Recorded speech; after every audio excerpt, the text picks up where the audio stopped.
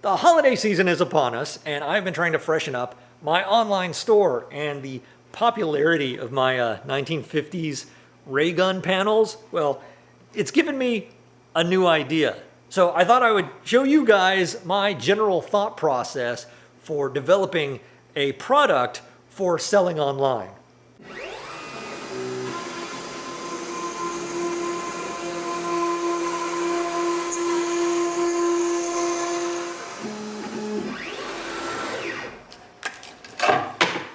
So back when I was cutting the many blanks for those ray gun designs, it occurred to me that my favorite type of push stick has sort of a pistol grip to it. I mean, not really, but kinda. That thought combined with the images of all of those laser pistols, well, it sort of had a baby in my head. Very nerdy baby. But to take this baby into adulthood, it's going to be a process. And the first step in that process will be design.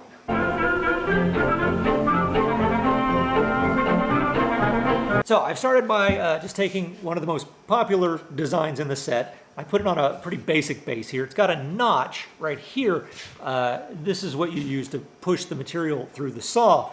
And clearly it needs some work. This handle is too wide. I can't even really get my finger on the trigger there, and there is not enough room for my fingers. I can barely get my fingers in there, so yeah, needs some work. So it's a good start, but let's iterate. So I think the first thing I need to do is find a way to narrow this handle. Now I've already made a copy of this design. I always keep my previous iterations in case I need to take a step back. And this is going to be a little tricky because this is one big vector, so I'm going to have to find a way to split some of these pieces up. Just going to draw a shape around what I want here and use the divide command to separate things. I think I'll cut this handle right down the middle. That's probably the easiest way to narrow it. Gotta fix some of these details as I go. I think I'll resize this trigger a bit while I'm in here.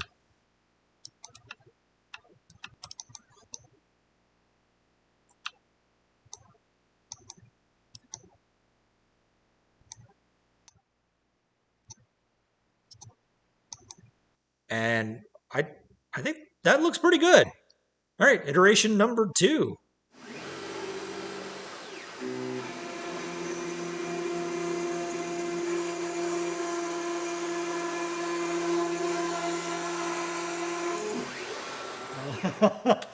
Just barely missed this clamp over here. Now, I'm not real worried about having a clean edge just yet. So I'm just ripping these tabs out. So I like to number my prototypes so I can keep track. And you can see I've already written some notes on this second one. This is a lot better. That's a lot easier to hold. I can get my finger on the trigger here. I can get my fingers in here, but again, I think somebody with a larger hand is going to need more room. Also, I'm discovering now that this little spot here, it kind of pinches. It's not comfortable. This was designed as a child's toy, and I've scaled it up, so the proportions just they're not right. So yeah, needs a little more work, but we're close. Of course, this is not the most complex item to figure out, but every product has its problem areas. It's little things that have to be worked out. After all, it's got to work, it's got to be comfortable, and it's got to look good. I myself checked 2 of 3 boxes. Now, I think the way I can fix this little pinch point here at the top is to pull this handle down and then stretch the top part back up. It'll allow me to give this area here a larger radius. And it has the added benefit of making the handle a little longer, which will give me more room for my fingies. That's right. I'm an adult man who says fingies. A woman loves a man with nice, strong fingies. to eat his chicky nuggies. I can also stretch this handle a little bit more. I think I could still narrow this handle.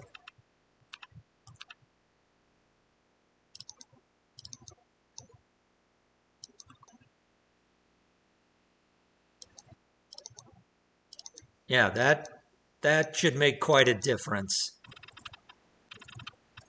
You know what? I could probably give it a little more room if I carve out a little bit here. I could make this a little sexier while I'm at it. Oh, and you know what? I could make a little notch right here. Make it easy to uh, push things with the tip. Stop it.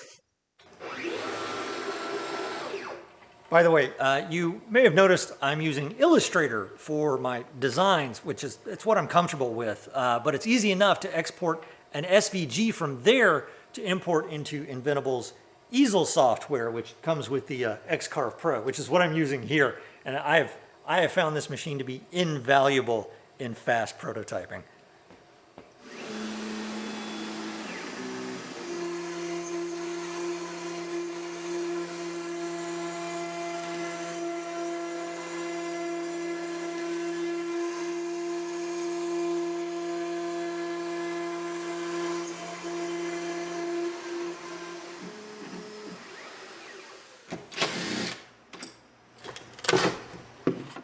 All right, now, yeah, that feels pretty good. That feels pretty good.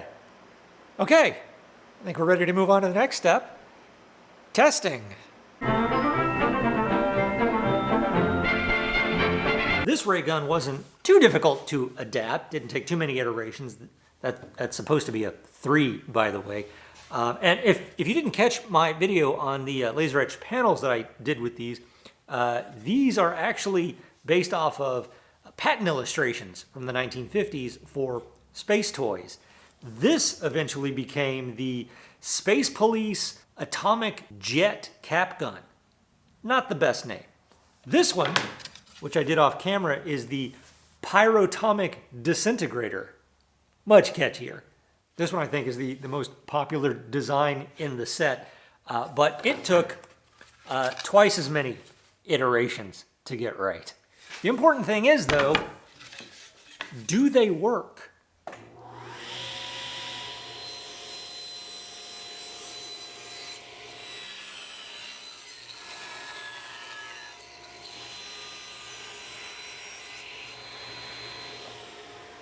Yeah, okay, I think both of these worked really well. The angle of the handles is good, the length is good. I think the width of this handle is still just a tiny bit too big for me, but I think somebody with a bigger hand would find it more comfortable. I'm gonna include both of these as a set, so you've got an option. The only thing I think I would change is the angle of this little hook here at the front. Make it shallower so it's easier to push something with the end without having to raise the back of it up so high. However, they don't look like much, do they? You may not even be able to tell they're ray guns. So I've got to get the illustrations on here. So we'll call this next step. You know what? We'll call this next step design, and we'll call that first step prototyping. I'm making this up as I go along. Just be sure to update your notes. There'll be an exam after the holidays. And speaking of the holidays, things are getting busy, as I'm sure you can agree. Here in the shop, I'm going to be working all hours making products, packing orders. I'm not going to have time to cook for myself, let alone go shopping for groceries, but I still need to make sure I eat well. Thankfully, Factor delivers right to my door. So I have got dinner for the week covered with complete meals that take just 2 minutes to prepare. I just select a meal from my fridge, all individually packaged and labeled like I'm living in the space age. Then I just heat it up in my oven or microwave, and I'm ready to eat. And these aren't frozen dinners. These are chef-prepared, dietitian-approved meals with a selection that changes every week. Tonight, I am trying Factor's Peanut Buddha Bowl with quinoa and sesame broccoli. That is good. Ooh, and a little spicy. Give yourself a break this holiday season. Head to factor75.com or click the link below and use code WesleyTreat50 for 50% off your first Factor box. They also have gift cards. So the next step brings me once again to my Thunder Laser. Now, I have already cut myself out 2 fresh blanks, and I am using the scrap to align them to the laser. That also allows me to use one design file as the basis for both operations.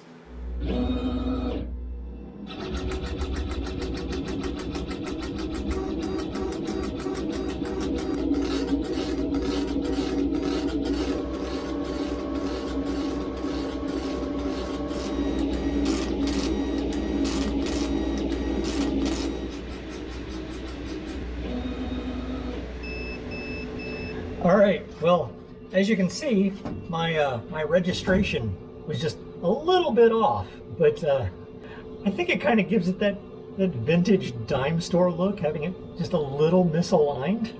But that's why every time I would output the profile for cutting, I would add 1/8 of an inch around the graphics just to give myself a little bit of tolerance. I also added a simple border around the bottom and, of course, a little bit of branding. But you know what? I think for both of these, I think this looks pretty good. So I think it's on to the next step, production.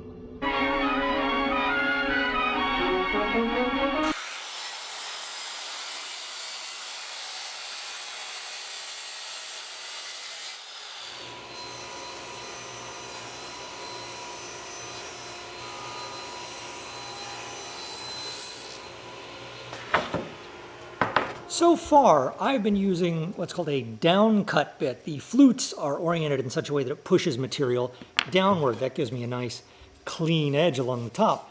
Problem is, it leaves the bottom looking like this. And once I'm in production mode, I want to eliminate as many steps as possible, especially if it involves sanding. So for the first time, I'm going to be trying what's called a compression bit. The end of it is an upcut, and the rest of it is a down cut, which should leave me 2 clean edges.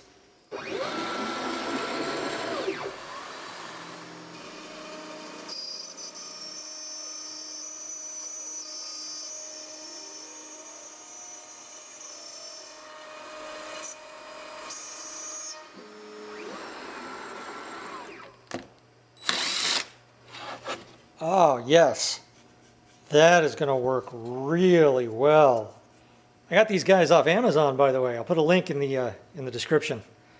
And you may notice I'm using Baltic birch for this, which seems like overkill for something like a push stick, but I needed a material with a light, uniform finish to accommodate the graphics that I'm going to be adding later, and my only other real option was maple, which was a difference of like $4 a sheet, which ends up being pennies per unit, and I already use the birch for my art panels, so it's just easier to stock one type of plywood.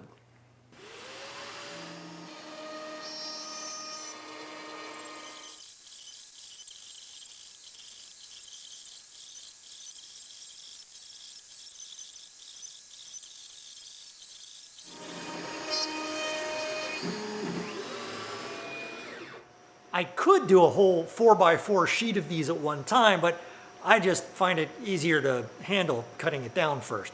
Plus, believe it or not, if I cut it down like this, I can actually get 4 more push sticks out of a sheet. The next step, of course, is engraving the graphics. And here is a good example of my thought process when figuring out my workflow. Strap in. Okay, so my first thought for aligning the graphics was to make a fixture similar to the one I made for the patent panels. But I realized the push sticks are already basically in a fixture, held in place by tabs. Tabs are little connectors that are left uncut to keep your pieces from moving during carving. To align the sheet for the graphics, I added these 2 holes, the idea being that I would make a base to put on the laser bed with 2 pins. Then I just take the whole sheet and set it on the pins. After engraving the graphics, I removed the sheet and cut the tabs. But then I realized I could probably just leave the sheet in there after the graphics are done and use the laser to cut the tabs.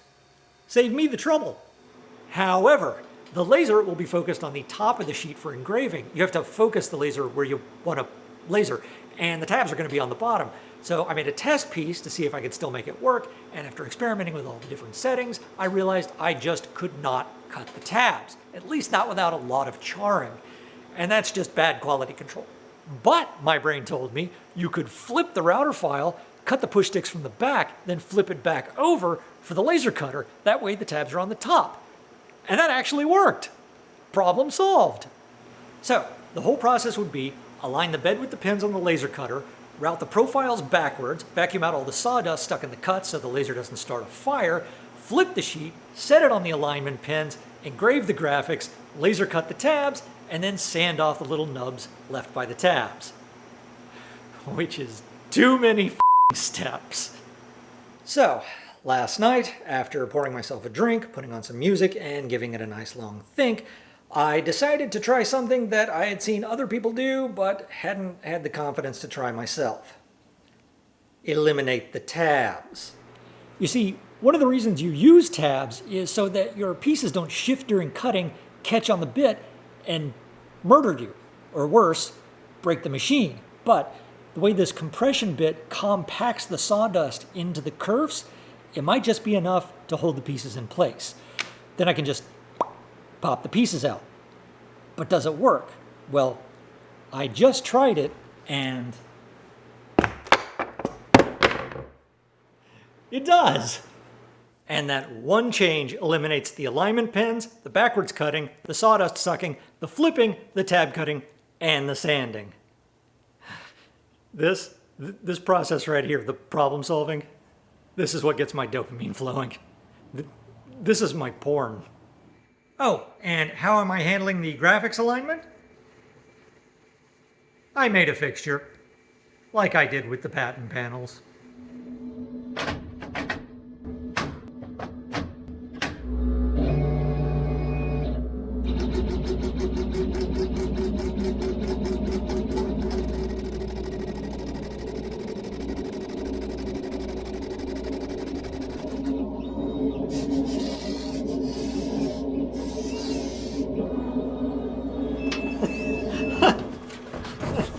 These are so ridiculously nerdy. I love them.